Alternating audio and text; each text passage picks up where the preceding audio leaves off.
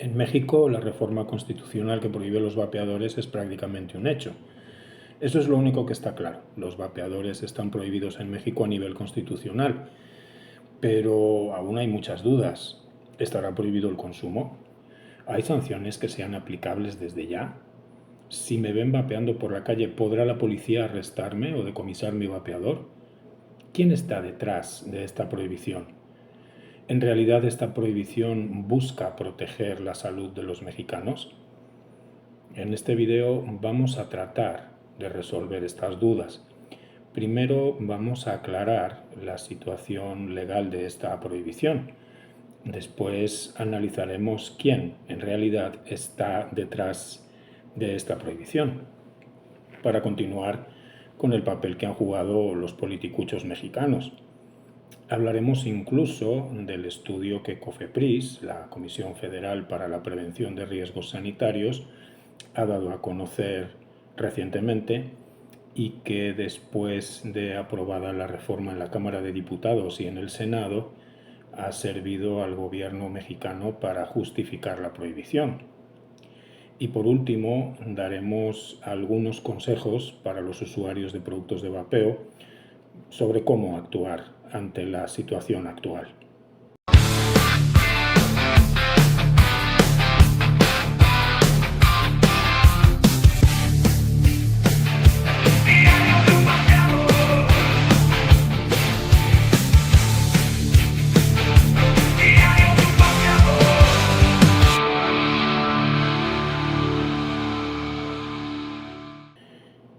Buenos días, buenas tardes o buenas noches, dependiendo de cuándo veas esto, que es Diario de un Vapeador.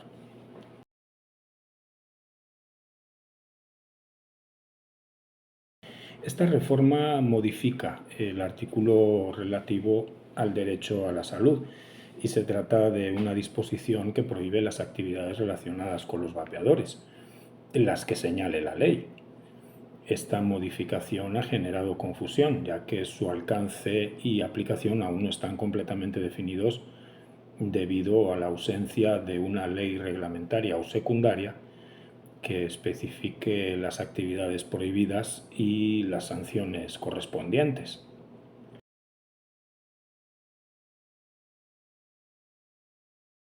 La reforma establece que las actividades relacionadas con los vapeadores estarán prohibidas, pero su aplicación depende de la aprobación de una ley secundaria. Bueno, pues en el tema de vapeadores, todo aquel que consuma un vapeador o cigarrillo electrónico, lo que debe saber es Eso que, dice la Constitución, ¿verdad? sí, Vapeadores y cigarrillos electrónicos. Hay raza que dice, no, los cigarrillos está toda madre. Y sistemas o dispositivos análogos que establezca la ley. ¿Sí?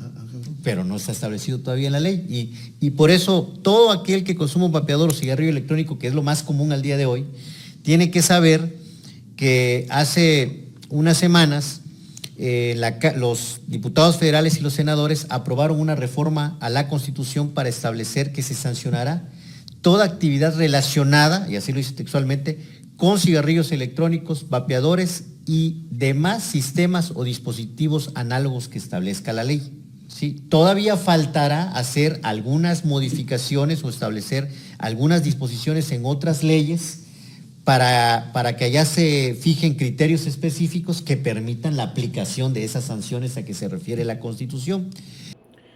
En la propuesta inicial se planteó prohibir la comercialización, importación, exportación y publicidad de estos productos, pero estos detalles aún no están definidos en una legislación específica. Actualmente no existe un marco legal claro que permita a las autoridades imponer sanciones por el uso, posesión o incluso comercialización de vapeadores.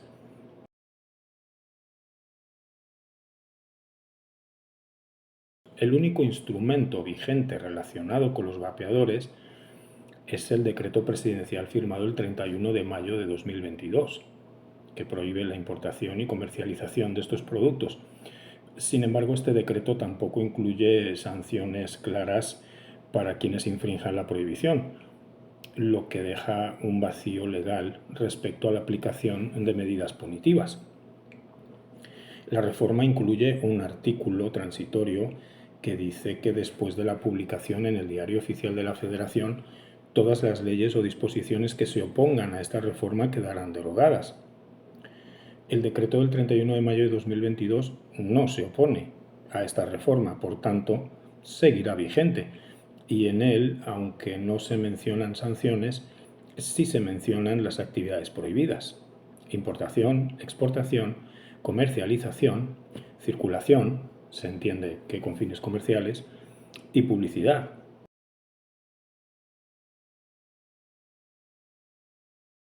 El riesgo de confusión legal está servido. Hay falta de claridad jurídica sin una ley reglamentaria, y las autoridades no tienen fundamento legal para imponer sanciones, arrestos o decomisos relacionados con los productos de vapeo.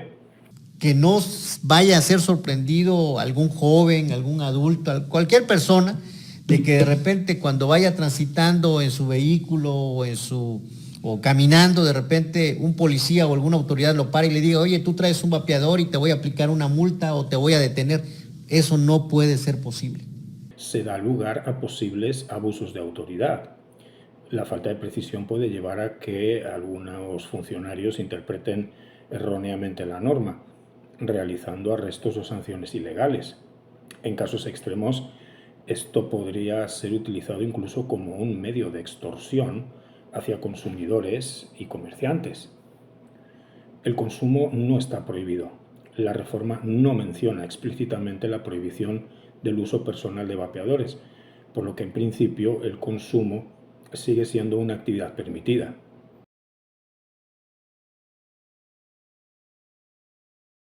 La prohibición, al restringir el acceso a productos de vapeo, constituye una clara negación del derecho a la salud. Instituciones como el Royal College of Physicians y Public Health England han demostrado que el vapeo es una alternativa significativamente menos dañina al tabaquismo, y las revisiones de Cochrane han dejado claro que es una herramienta eficaz para dejar de fumar. Prohibir su uso y comercialización impide a los fumadores acceder a una estrategia de reducción de daños avalada científicamente.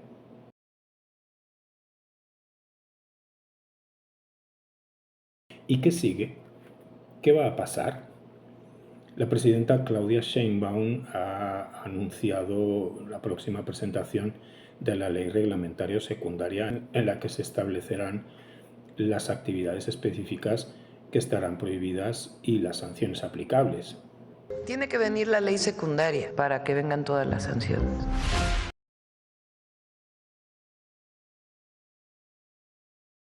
En resumen, aunque la reforma constitucional ha sido aprobada, su implementación efectiva depende de la promulgación de una ley secundaria que especifique las actividades prohibidas y las sanciones aplicables.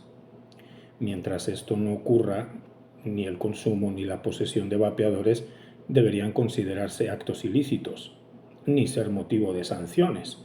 Y, mientras tanto, el decreto de prohibición de comercialización del 31 de mayo de 2022 seguirá vigente.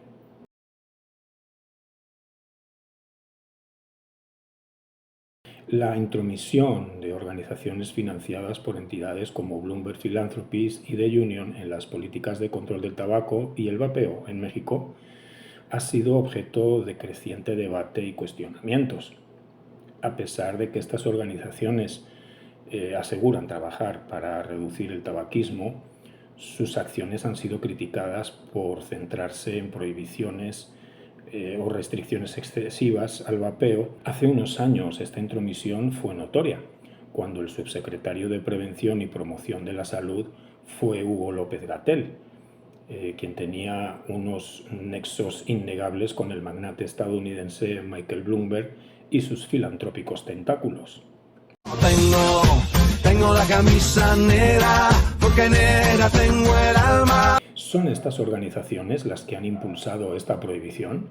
Organizaciones de ámbito nacional como Salud Justa o Reflexiona, e internacional como Campaign for Tobacco Free Kids, reciben financiamiento de grandes entidades filantrópicas como Bloomberg Philanthropies, que han adoptado un enfoque de abstención total hacia el consumo de nicotina, incluyendo el vapeo.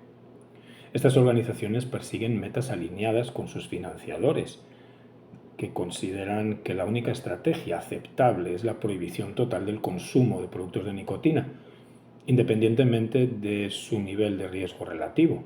Muchas de estas entidades no reconocen las diferencias significativas entre el vapeo y fumar. Ignoran o desestiman la evidencia científica, así como el hecho de que su promoción como alternativa puede salvar millones de vidas, como está ocurriendo en países como Suecia, Nueva Zelanda o Reino Unido. Estas organizaciones operan bajo el enfoque centralizado que busca aplicar las mismas políticas en distintos países sin considerar las necesidades locales ni las dinámicas del mercado negro. En países como México, donde el acceso a productos regulados de vapeo ya es limitado, estas políticas pueden empeorar los problemas de salud pública al perpetuar el consumo de tabaco combustible. En la COP10 del Convenio Marco para el Control del Tabaco, celebrada en Panamá en febrero de este año 2024, la delegación mexicana expresó públicamente su gratitud hacia Bloomberg Philanthropies por financiar iniciativas de salud pública, evidenciando una relación directa entre estas organizaciones y las políticas adoptadas en el país. Este respaldo financiero influye en las decisiones políticas, favoreciendo un enfoque prohibicionista que restringe el vapeo, mientras fortalece las posiciones de las tabacaleras y perpetúa el mercado de cigarrillos tradicionales.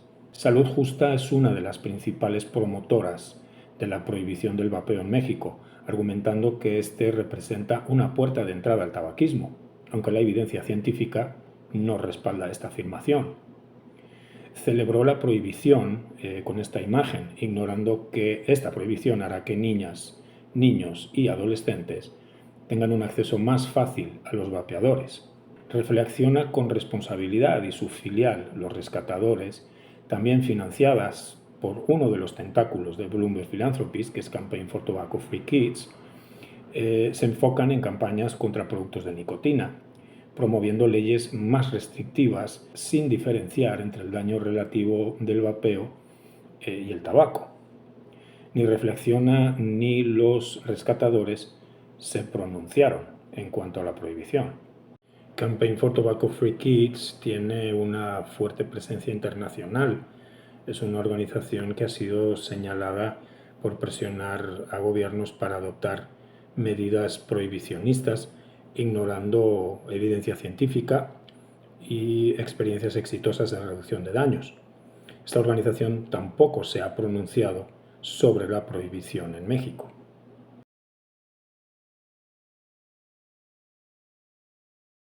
El impacto de estas políticas en México tiene tres aspectos fundamentales. Uno es el mercado negro y la falta de control.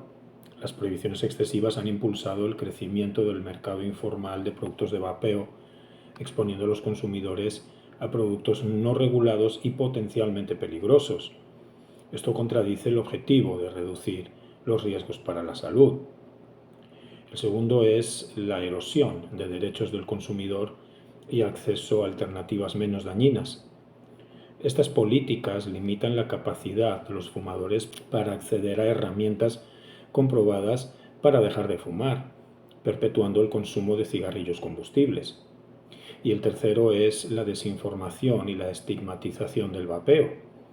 Las campañas financiadas por estas organizaciones o lanzadas por el propio gobierno mexicano contribuyen a generar desinformación, promoviendo la idea errónea de que el vapeo es tan dañino o más que fumar. Esto desalienta a los fumadores a hacer la transición a productos de menor riesgo. La influencia de organizaciones financiadas por Bloomberg Philanthropies y The Union en México está moldeando un panorama regulatorio que prioriza la prohibición del vapeo sobre la evidencia científica y las estrategias de reducción de daños. Este enfoque puede tener consecuencias negativas para la salud pública, perpetuando el tabaquismo y limitando las alternativas disponibles para millones de fumadores. Es crucial que los responsables de políticas públicas consideren el respaldo científico de la evidencia que reconoce el potencial del vapeo para reducir significativamente los daños del tabaquismo.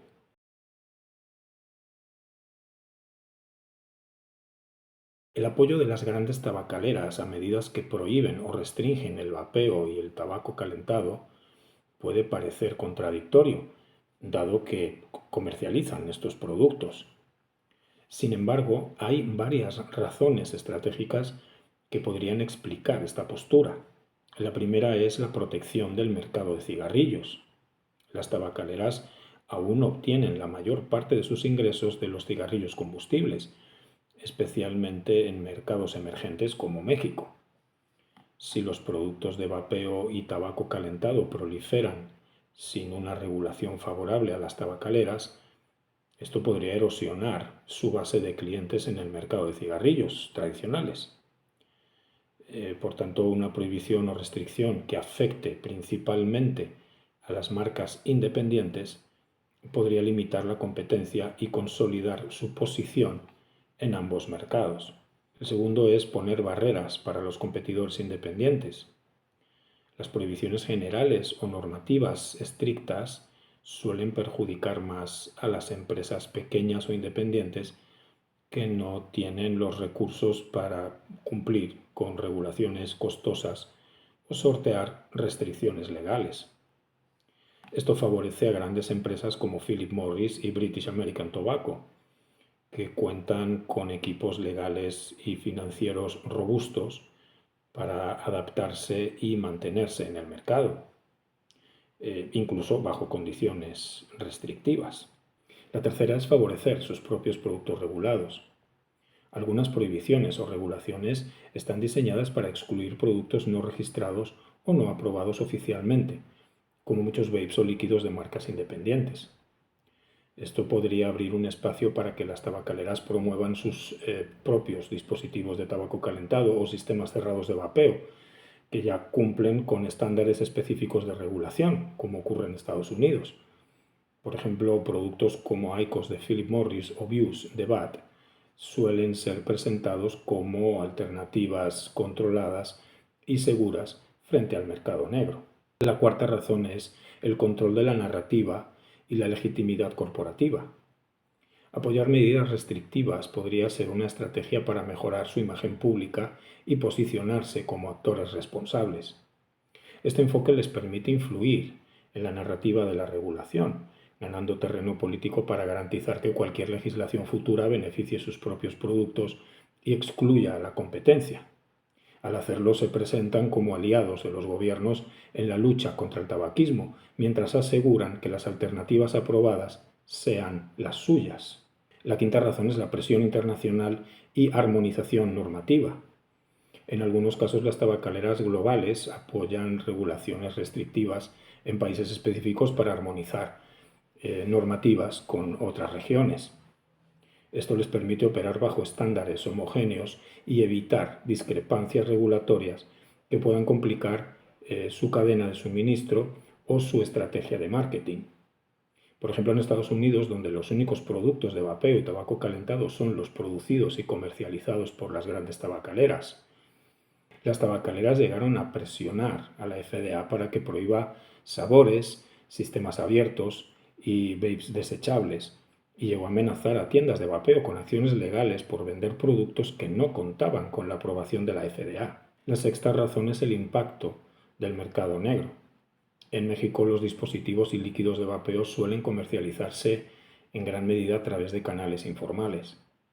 Las tabacaleras podrían estar impulsando regulaciones estrictas o incluso prohibiciones para combatir esta informalidad, con el objetivo de establecer un mercado más controlado y que beneficie a sus propias marcas. Y la séptima razón es la política fiscal y la regulación futura. Prohibiciones o regulaciones restrictivas pueden ser el primer paso hacia la implementación de un marco fiscal más favorable para las grandes tabacaleras. Estas compañías pueden estar anticipando una regulación que les permita comercializar sus productos como opciones reducidas en daño, pero con un marco impositivo que limite la competencia. En resumen, aunque parece una contradicción que las tabacaleras apoyen restricciones sobre productos que también venden, esta estrategia puede estar diseñada para fortalecer su posición a largo plazo debilitar a competidores independientes y garantizar que el mercado se ajuste a sus intereses.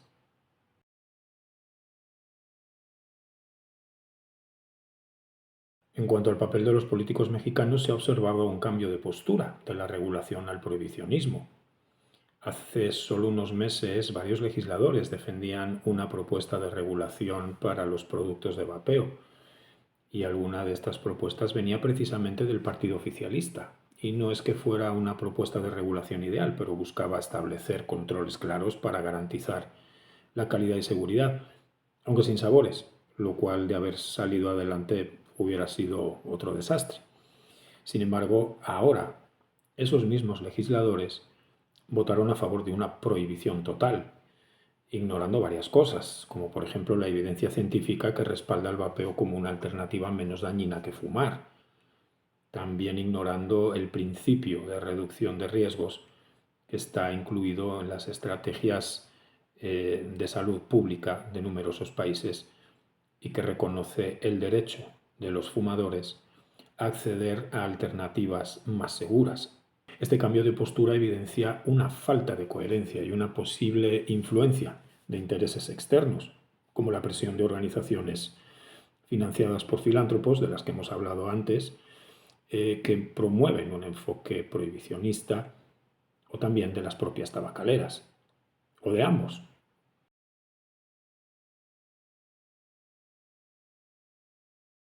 También han evidenciado una negativa a aumentar los impuestos a los cigarrillos.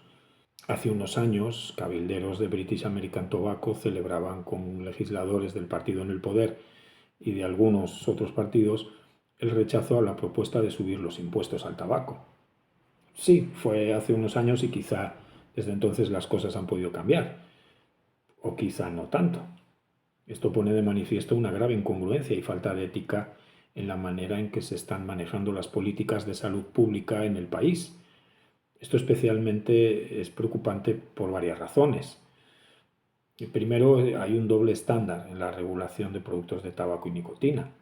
Los cigarrillos, que son ampliamente reconocidos como una de las principales causas de muerte prevenible en el mundo, continúan siendo accesibles y con una carga impositiva relativamente baja en comparación con países donde las políticas de control de tabaco son más estrictas y mientras se prohíbe el vapeo, se perpetúa la disponibilidad del producto más dañino, el cigarro combustible.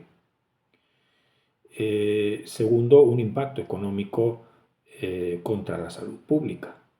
Según las directrices tradicionales del control del tabaco, el aumento en los impuestos a los cigarrillos no solo generaría más ingresos para programas de salud pública, al menos en teoría, sino que también desincentivaría su consumo, especialmente entre los jóvenes.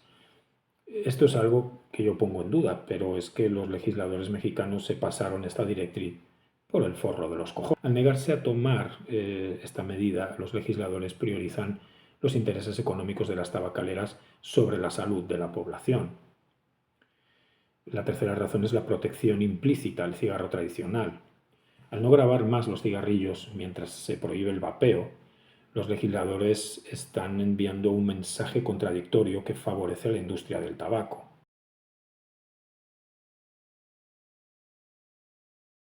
Los legisladores atentan contra el derecho a la salud. La prohibición del vapeo niega a millones de fumadores mexicanos la posibilidad de acceder a alternativas menos dañinas para reducir o abandonar el tabaquismo. Al mismo tiempo, la falta de acción para gravar más los cigarrillos refuerza su accesibilidad, perpetuando una de las mayores causas de enfermedades y muertes relacionadas con el tabaquismo. Otra razón más es que muestran desprecio por la evidencia científica. Ignorar estudios internacionales y experiencias de otros países que han demostrado los beneficios de regular en lugar de prohibir los productos de vapeo muestra un desinterés por basar las políticas en datos objetivos y éticos. Y una más, evidencian intereses económicos y políticos.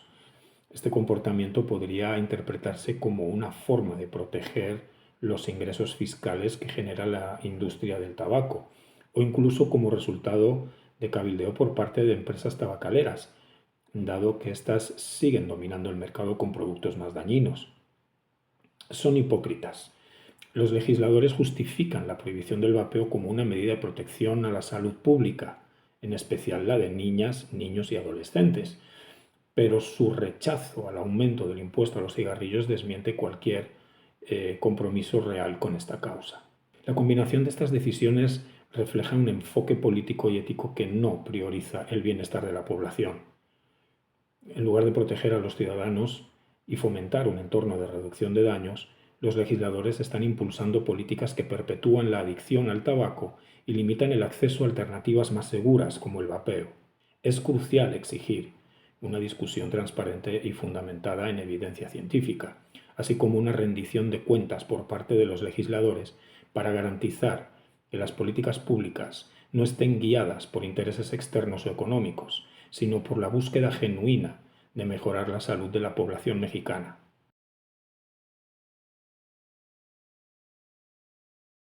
Al día siguiente de la aprobación de la prohibición de los vapeadores en la sesión informativa mañanera de la presidenta de México, Claudia Sheinbaum, se quiso dar un halo de evidencia científica y se habló sobre el estudio que realizó COFEPRIS bajo el liderazgo del anterior comisionado, Alejandro Schwartz. El estudio analiza líquidos para vapear y aerosoles de 20 dispositivos de vapeo desechables disponibles en México, utilizando cromatografía de gases y espectrometría de masas. El objetivo fue cuantificar 3 compuestos volátiles tóxicos: benceno, tolueno y xileno, conocidos por sus efectos adversos para la salud. Los resultados principales son que, en el análisis de aerosoles, el estudio concluye que 80% de las muestras superaron el límite permisible de exposición para benceno y 15% superaron el límite de exposición a corto plazo. 45% de las muestras excedieron el límite permisible de exposición para tolueno. 90% de las muestras contenían xileno por encima de las concentraciones encontradas en cigarrillos combustibles, y una muestra superó los límites permisibles de exposición y límite de exposición a corto plazo para este compuesto. Se destaca que los aerosoles son más complejos que los líquidos, ya que durante el calentamiento pueden formarse nuevos compuestos, incluidos los aldehídos. Los autores concluyen que el uso de estos dispositivos representa un riesgo significativo para la salud y recomiendan un mayor control regulatorio.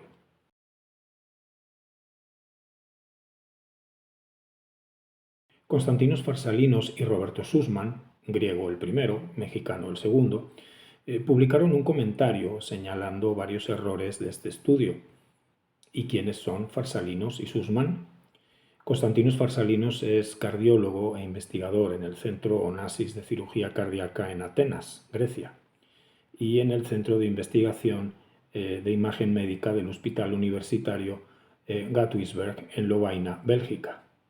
Es experto en reducción de daños por tabaquismo y ha publicado numerosas investigaciones sobre los efectos del vapeo en la salud. Por su parte, Roberto Sussman es investigador del Instituto de Ciencias Nucleares de la Universidad Nacional Autónoma de México, y la fisicoquímica es una de sus áreas de especialidad en cuanto a líneas de investigación.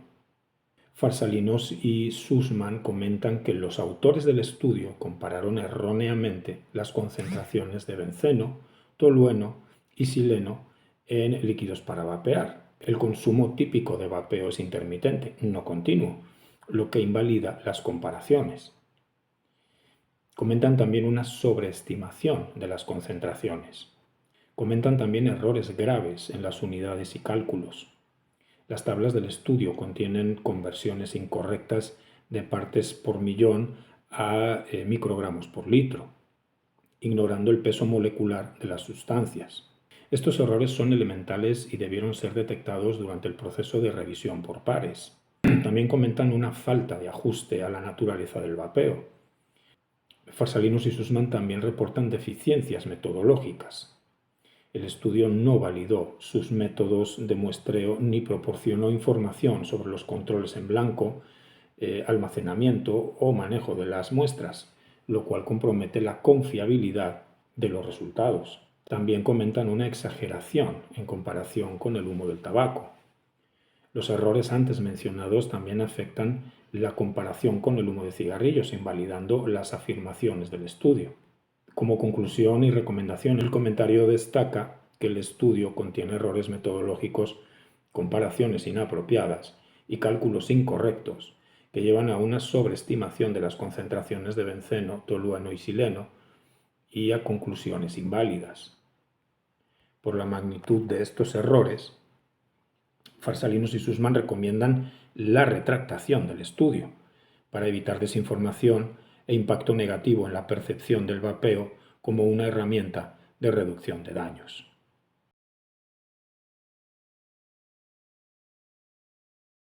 Y por último, unas recomendaciones para ti que vapeas y vives en México. Primero, conoce tus derechos. Hasta que no se apruebe una ley secundaria no existe un marco legal que permita sancionar el uso o posesión de productos de vapeo. Segundo, evita conflictos con las autoridades. En caso de ser abordado por policías o inspectores, solicita información sobre la legislación específica que respalde su forma de actuar. Tercero, denuncia abusos. Si te encuentras ante una situación de abuso de autoridad o extorsión, documenta el hecho y repórtalo a las instancias correspondientes. Podemos tener el impulso de denunciar este tipo de cosas en las redes sociales antes de una actuación legal, pero esto pudiera ser poco adecuado o contraproducente. Asesórate antes de actuar.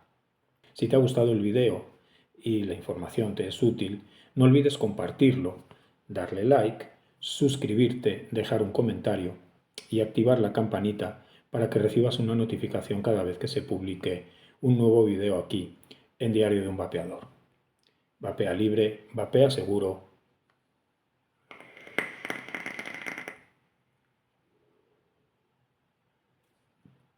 Hasta la próxima.